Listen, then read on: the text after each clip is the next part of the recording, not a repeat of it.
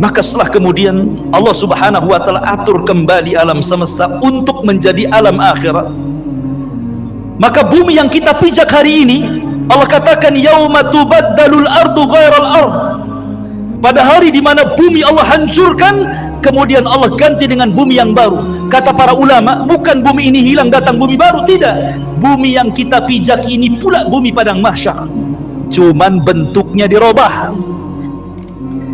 Yang tadinya bulat kemudian dibentangkan, yang tadinya kifata dilipat kemudian dibentangkan, sehingga bumi yang sekarang kita lihat ada bukit, ada gunung, ada lembah, ada tinggi, ada yang merendah. Nanti ketika Allah hancurkan, Allah ganti dengan bumi yang baru, maka Allah hamparkan sehingga tidak ada yang meninggi, tidak ada yang merendah, tidak ada bukit, tidak ada lembah, semua rata, nggak ada bangunan, nggak ada rumah, nggak ada hutan, nggak ada gunung, nggak ada bukit, rata semuanya. Kenapa Allah ratakan? Wa idzal ardu muddat, dan apabila bumi diratakan, supaya makhluk sejak Adam meninggal sampai terakhir mati muat di bumi itu. Sekarang bumi itu dalam bentuk bulat kan, lonjong atau bulat.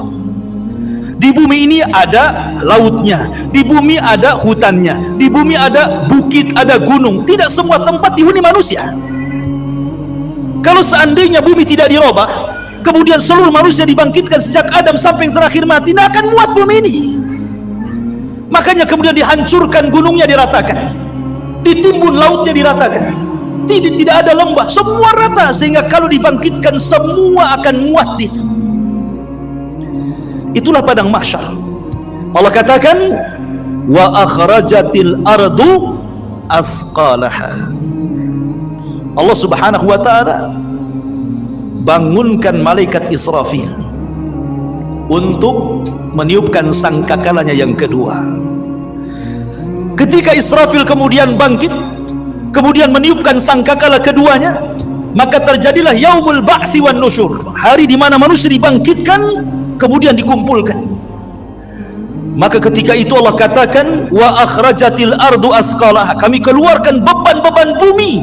Maksudnya manusia, bangkai-bangkai manusia itu semua terangkai kembali dari mana? Dari tulang ekor.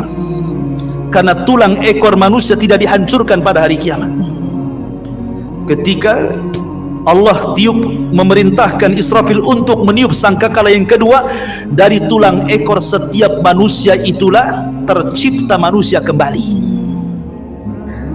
Padahal sudah hancur dengan kiamat kan, tapi tulang ekor tidak hancur, karena dari situ Allah kembali ciptakan kita. Kemudian jasad itu dilempar ke permukaan. Bayangkan sejak zaman Adam sampai terakhir mati itu jasad itu bergelimpangan di padang mahsyar.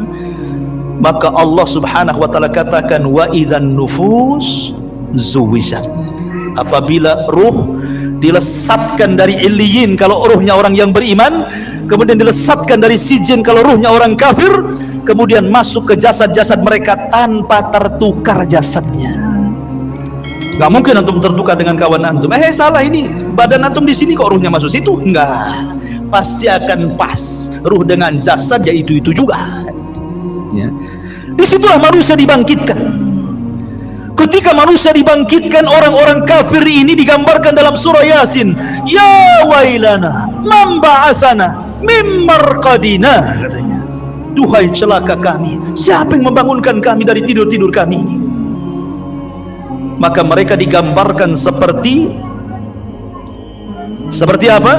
Seperti larang. Al-qari'atu mal-qari'ah wa ma adraka mal-qari'ah yauma yakunun nasu kal farashil mabsus, seperti laron. Antum tahu laron? Laron ini kalau ada lampu maka dia akan mengejar lampu, dan mereka terbangnya tidak ada aturan, sehingga karena tidak ada aturan diterjang kawannya, besoknya jatuh semua, sayapnya tak kemana-mana. Begitulah kondisi manusia pada hari kiamat. Orang-orang kafir yang ke barat lari ke timur, yang dari timur lari ke barat, yang selatan lari ke utara, mereka tidak ada tujuan, seperti larang. Yauma yafirrul mar'u min akhihi wa ummihi wa abihi wa sahibatihi wa banihi likulli imri'in yauma idzin sya'nun yughni. di mana orang lari dari saudaranya, lari dari ibu bapaknya, lari dari pasangan dan anak-anaknya. Semua manusia sibuk dengan sendirinya, kecuali orang-orang yang beriman. Dibangkitkan, tidak lari. Di sampingnya sudah ada pasangan istri, suaminya, anak, ibu, kakek, semua. Walladzina amanu wattaba'athum walladzina amanu, dan orang-orang yang beriman, wattaba'athum dzurriyyatuhum biimanin, kemudian keimanan diikuti oleh keluarganya, alhaqna bihim dzurriyyatuhum, maka kami kumpulkan keluarga yang beriman di satu tempat.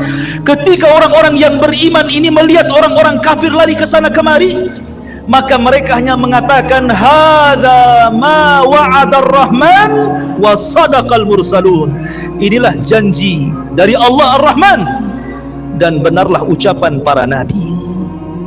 Ma'asyiral muslimin yang dimuliakan Allah Subhanahu wa taala, ketika itulah baru ada penyeru di tengah-tengah padang mahsyar, kemudian barulah manusia tertuju kepada satu suara, kepada satu suara. Dan Allah Subhanahu wa taala bahasakan kal jaradil muntashir, seperti belalang-belalang yang sedang berterbangan. Belalang itu kalau terbang bersama koloninya pasti akan tertuju kepada satu titik. Maka semua tertuju kepada satu titik. Di sini disebut dengan ardul mahsyar. Kita akan dikumpulkan. Ya. Ketika mereka dibangkitkan, Nabi SAW mengatakan, yuhsyarun nas yaumal qiyamah khufatan uratan ghurlan buhman. Ketika manusia dibangkitkan khufat, tidak pakai celana, tidak pakai baju, telanjang bulat. Kemudian tidak dikhitan, kemudian tidak pakai sandal, kemudian tidak membawa harta di badan. Mau siapapun anda mau presiden, mau menteri, mau orang kaya, dibangkitkan sama. Karena di hari itu tidak ada yang membedakan antara si kaya dengan si miskin, si pejabat dan si rakyat. Semua sama, dibangkitkan seperti itu. Lalu apa yang disombongkan? Di padang mahsyar itu macam-macam manusia dibangkitkan. Ada yang dibangkitkan kecil sekali, sehingga dia harus terseok-seok dengan orang-orang yang besar, hampir terinjak kakinya. Mereka lah orang-orang yang sombong di dunia. Allah bangkitkan seperti zarrah di akhirat, seperti kecil, seperti semut di tengah-tengah orang besar, sehingga terseok-seok harus menghindari larinya kaki orang tuh. Ya, di dunia dia merasa besar, sombong, di akhirat Allah kecilkan. Ada yang berteriak-teriak, ya Rabb, ya Rabb, tapi Allah tidak memandangnya. Allah tidak mengajak bicara dengannya. La yanzurullahu yaumal qiyamah, Allah tidak akan melihatnya walaupun dia berteriak ya Rabb, ya Rabb, ya Allah, ya Allah. Ada orang-orang yang tidak akan dilihat oleh Allah pada hari kiamat. Ada orang-orang yang tidak akan disucikan oleh pada hari kiamat, tidak akan diajak bicara oleh Allah pada hari kiamat. Ada orang-orang yang lari, tetapi mereka berjalan dengan kepala kakinya di atas. La haula wala quwata illa billah. Bagaimana caranya? Allahu a'lam. Allah atas segala sesuatu maha mampu menjalankan orang dengan kepalanya, kakinya di atas. Ada orang-orang yang berjalan dengan buta, sehingga dia mengatakan, ya Rabbi lima hasyartani a'ma wa qad kuntu basira. Ya Rabb, di dunia aku melihat, kenapa di sini buta, katanya. Macam-macam orang itu di padang mahsyar itu, ikhwan. Karena orang dibangkitkan itu ala ma mata alaih, sebagaimana kematiannya. Ada ketika di dunia dia menusuk-nusuk untuk bunuh diri, maka ketika dibangkitkan di tangannya sudah ada pisau sedang menusuk-nusuk badannya. Ya bayangkan, manusia dibangkitkan itu macam-macam bentuknya. Baru kemudian manusia dikumpulkan di satu tempat. Disinilah terjadi faslul qadha. Yang pertama kali faslul qadha, di mana Allah Subhanahu wa taala akan membentangkan mahkamah peradilan di tengah-tengah manusia. Dan yang pertama kali diadili adalah para nabi. Para nabi, ikhwan, diadili dulu. Dengan cara apa? Para nabi dikumpulkan umatnya. Nuh bersama umatnya, Nabi Saleh bersama umatnya, Nabi Syuaib bersama umatnya, semua para nabi bersama umatnya. Kemudian Allah akan berkata kepada umatnya, ya umat Nuh, sudahkah Nuh menyampaikan risalahnya? Orang-orang kafir dari umat Nuh mengatakan, ya Rabb, Nuh tidak pernah menyampaikan risalah kepada kami. Mereka hendak berdusta. Kemudian Allah mengatakan, ya Nuh, lihat, engkau belum pernah menyampaikan risalahku kepada mereka. Kenapa kau tidak sampaikan? Maka Nuh mengatakan, ya Rabb, aku sudah sampaikan. Kalau engkau tidak percaya, aku punya saksi. Maka Allah mengatakan, kalau begitu datanglah saksi. Maka Nuh alaihi salatu wassalam meminta kepada Rasul kita Muhammad sallallahu alaihi wasallam untuk menjadi saksi bahwa Nuh sudah menyampaikan risalahnya. Maka Allah panggil Rasul kita Muhammad sallallahu alaihi wasallam, ya Muhammad, kenapa kok mau jadi saksi kepada Nuh alaihi salatu wassalam? Bukankah usiamu dengan usia Nuh terpaut jauh dan engkau tidak hidup di zaman Nabi Nuh? Bagaimana kau akan jadi saksi mereka? Maka Rasulullah SAW mengatakan, ya Rabb, ya aku tidak hidup di zaman Nabi Nuh, tetapi aku yakin bahwa Nuh sudah menyampaikan risalahnya. Maka Allah mengatakan, apa yang membuat anda yakin bahwa Nuh menyampaikan risalahnya? Maka Rasul mengatakan, karena engkau yang bicara seperti itu ya Rabb. Kemudian Rasul membacakan surat Nuh. Engkau yang ngomong dalam Al-Quran bahwa Nuh sudah menyampaikan risalahnya. Maka Allah mengatakan, shadaqta, benar engkau. Wa kadzabu haula, dan mereka sudah berdusta. Kemudian berpindah kepada nabi berikutnya sampai di akhir dengan Isa bin Maryam, nabi yang terakhir dari nabi-nabi Bani Israel. Inilah isyarat bahwa nabi akan menjadi saksi bagi seluruh para nabi. Ketika nabi hendak rindu ingin mendengar Al-Quran, yang dipanggil siapa? Abdullah bin Mas'ud. Abdullah bin Mas'ud, bacakan, iqra alayya Al-Quran, baca untukku Quran. Kata Abdullah bin Mas'ud, ya Rasulullah, aqra'u alayka Al-Quran wal Quranu unzila ilaika? Rasul, apakah saya harus membaca Quran sementara Quran turun kepadamu? Oh tidak. Kata Rasul, iqra, baca, saya ingin mendengarkan suaramu. Maka kata Abdullah bin Mas'ud, baik. Akhirnya Abdullah bin Mas'ud membaca suratun Nisa sampai kepada ayat. Apa ayatnya? Hatta idza ji'na min kulli ummatin bisyahid wa ji'na bika ala haula'i syahida. Bagaimana ya Muhammad kalau tiap-tiap umat itu mendatangkan saksi-saksinya, kemudian engkau menjadi saksi mereka? Maka Nabi SAW kemudian menangis dan mengatakan, ya Abdullah, hasbuka, hasbuka, cukup, cukup. Maka Abdullah bin Mas'ud melihat Rasul menangis sehingga membasahi janggutnya. Rasul akan menjadi saksi bagi setiap umat dan setiap nabi. Setelah para nabi kemudian dimintai pertanggungjawabannya, barulah Allah Subhanahu wa ta'ala mengarah kepada umatnya, kepada kita semuanya. Baru Allah Subhanahu wa ta'ala bertanya kepada kita. Disitulah yang disebut dengan al-ardu. Ard, apa itu ard? Allah Subhanahu wa ta'ala akan tampakkan kepada kita perbuatan kita di bumi, Allah tampakkan di akhirat. Allah tampakkan tuh ya. Kemudian Allah Subhanahu wa ta'ala memberikan catatan kepada hamba. Setiap hamba itu diberikan catatan. Kalau Allah mengatakan iqra kitabak, baca bukumu, maka dia pun membaca. Dia pun membaca apa yang sudah dia lakukan. Ingat, khususiyah yaumul akhir, kehususan hari kiamat, di mana Allah berikan memori hafalan manusia dikembalikan. Mereka kuat hafalannya. Kalau sekarang di dunia 1 minggu kemarin Anda pernah mengucapkan apa, Anda pernah berbuat apa, Anda pernah mendolimi siapa, Anda pernah hasad kepada siapa, lupa antum. Baru 1 minggu tuh, ya kan? Baru 1 minggu sudah lupa kan itu ya. Tapi di akhirat Allah berikan kekuatan hafalan. Sejak antum akil balik sampai antum diwafatkan, hafal antum. Oh, jam segini hari ini tanggal sekian sekian aku begini begini begini. Hafal untuk dicocokkan dengan catatannya. Dan ketika itu ikhwatu fiddin tidak bisa berdusta di hadapan Allah. Yauma nakhtimu ala afwahihim wa tukallimuna aydihim wa tashhadu arjuluhum bima kanu ya'malun.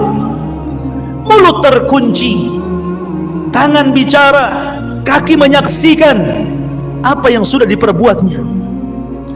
Bayangkan, saksi bukan hanya anggota badan, bahkan kulit jadi saksi.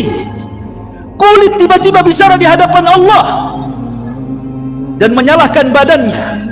Akhirnya badan kemudian mengkritik kulit dan mengatakan, lima syahidtum alaina, kenapa engkau wahai kulit menjadi saksi bagi badanmu sendiri? Kata kulit, antaqana Allah, Allah yang membuat bicara, aku mau apa?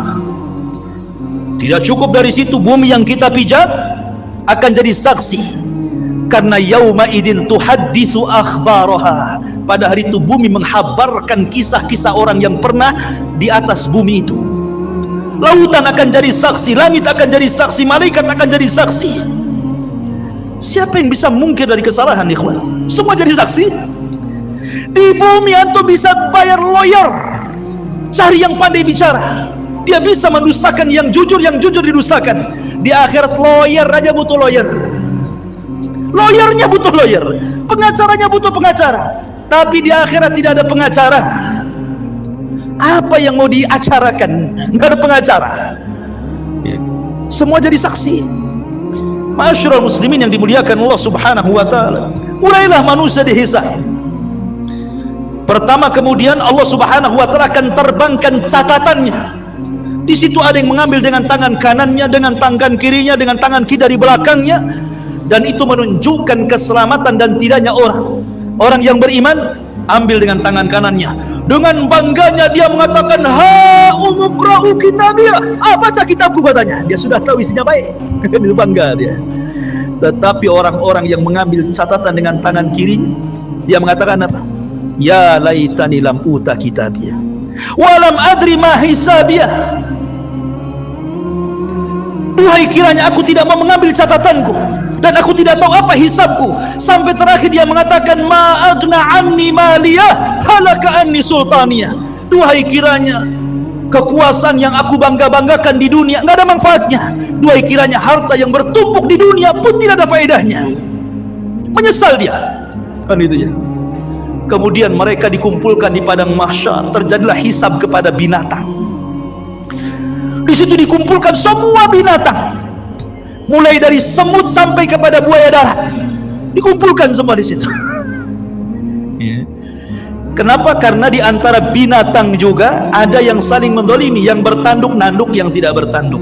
Buaya makan ular, ular makan binatang lainnya. Binatang ini terus makan makanan sampai ke yang kecil, saling makan memakan. Zalim di antara binatang. Allah Maha Adil, ada hisab di antara binatang. Yang tadinya kambing yang bertanduk, yang suka nanduk, yang tidak bertanduk, tanduknya dicabut, diletakkan kepada yang tidak bertanduk. Tanduklah seberapa banyak kau ditanduk di bumi, katanya. Terjadi hisab, tapi mereka tidak diadab, mereka hanya dihisab saja. Setelah binatang-binatang dihisab, Allah mengatakan, kunu turaba, jadilah kalian tanah. Orang-orang kafir melihat ketika binatang-binatang habis dihisab jadi tanah, maka mereka mengatakan, ya laitani kuntu turaba, duhai kiranya aku jadi tanah juga lah, katanya. Tapi tidak mungkin jadi tanah, tetap